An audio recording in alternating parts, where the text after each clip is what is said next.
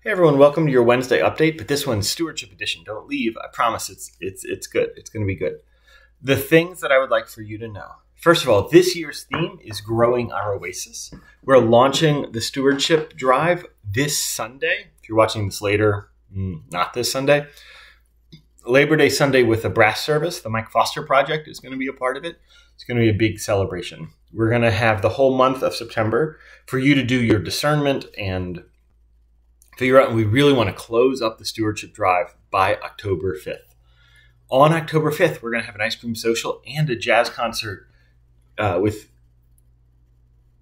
Bill Grimes, Willis Deloney, and our own Minister Emeritus, Steve Crump. Ice cream social, jazz concert on the 5th. So that's the Stewardship Drive. So let me give you a little more of the logistics. The main way the church is paid for is through pledging. About 90% of our budget comes from pledges. So you as a church member, or if you're a visitor who really wants to pledge, you're welcome to. You as a church member say, I think over the next year, I can give this much a month, 100, 200, whatever the amount is. We usually recommend about 5% of whatever your budget, your income is. 5% to the church, 5% to other organizations. But you say, what is 5% per month? And the average pledge is about $1,600. The problem with saying that is some people that is way above what they can do. And for some people is way below what they can do. So basically we have about 200, 250 families that pledge. And those cover the $600,000 that we need from pledges. So you can do the math that way if you'd like. Some people have the ability and the generosity to give even into the 5 figures. Some give into the 3 figures. All are okay.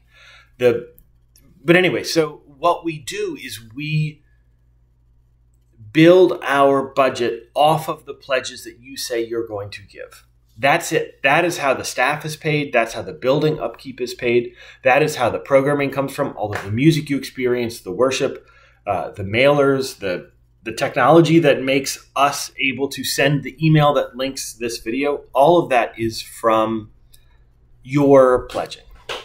And there is one of my kids trying to come into the room right now during the video. But this is a one-take video, so we're going to keep going.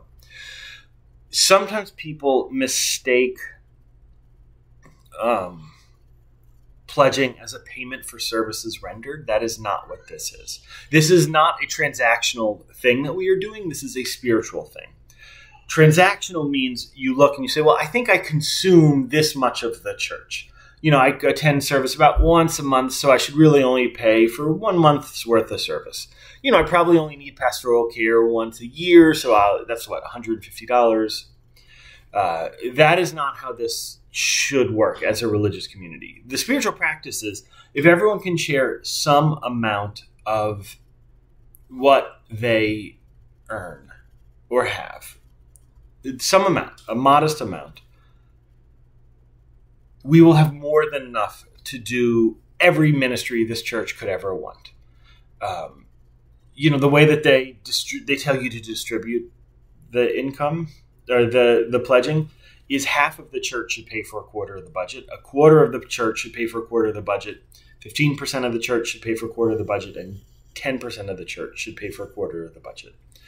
In other words, half of the church is not going to be able to pledge as much as some of the people who have more money, and that's okay. But if all of us are able to give what we're able to give, then the church can do everything at once. That's the promise and the spiritual practice of stewardship in a Unitarian Universalist church. So all of September, we're going to ask you to discern, to turn in a pledge card that just tells us this is the amount that you can pledge in the next year. You will get a mailer, you'll get this email, and you will get, also, if you pledged last year, you'll get an email saying how much you pledged in the previous year. And all of those are going to help you with your discernment.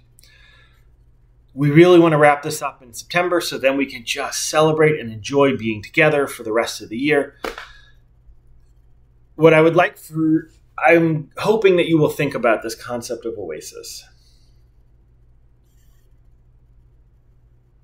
when I talk to the stewardship team about it, I'm concerned because Unitarians sometimes love to talk about how they're the safe people and the smart people and the like-minded people and the unlike all those other people, which is not a universalist value. That's not how we get to beloved community. That's not that helpful. And so Oasis as an idea from that perspective is not useful. But that's not the Oasis that they were thinking of. One of the members of the stewardship team said, if I was having surgery and recovering from surgery, the place I would most want to be is this church. Or the people I would want to see are people coming from this church. We're going to be there with you when your children are born, when you get bad medical news, when you get married. We're going to be with you on your deathbed. This is the only institution that will do that. We will be there to honor your loved ones, to celebrate your rites of passage, to help you through the day-to-day, and we will be there as an oasis. I read today in the paper that our governor said that, what did he say? It was so, no one is allowed in school to mention anything that would make anyone feel bad about race or sex or class in this country. We're a counterculture to that. Like we're an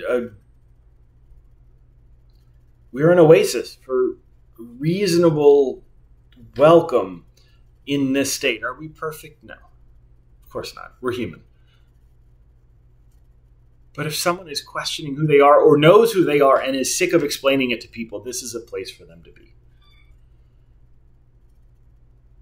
This is one of the most amazing Unitarian churches I've ever been a part of. And I know it sounds maybe a little of us, I don't know, inauthentic from your minister telling you that, but genuinely, this is like an all-star kind of church. You are doing great ministry, and you should know that the staff takes a lot of emotional energy and time trying to figure out how to make this church run as not efficiently, but like at low cost as possible. When we needed new floor tiles, because they all started floating and we didn't have money for floor tiles, we really tried to figure out how can we make it so we can get more floor tiles without sort of over asking you for money. And we asked you and you gave us like $7,000 for floor tiles. We're trying very hard to be very diligent and good stewards with your money. So there you are. Please pledge. Please talk with your family. And if you have kids, child-age kids, please let them hear your conversations, because that's how people learn to give to institutions. This church does not get money from outside sources. It does not get money from any other organization. We get money from you. And then we give some amount of our money away. We use it to pay for staff, to pay for building, to pay for programming, and we give some to the Unitarian Universalist Association, some to Together Baton Rouge and the Interfaith Federation. That's what we do.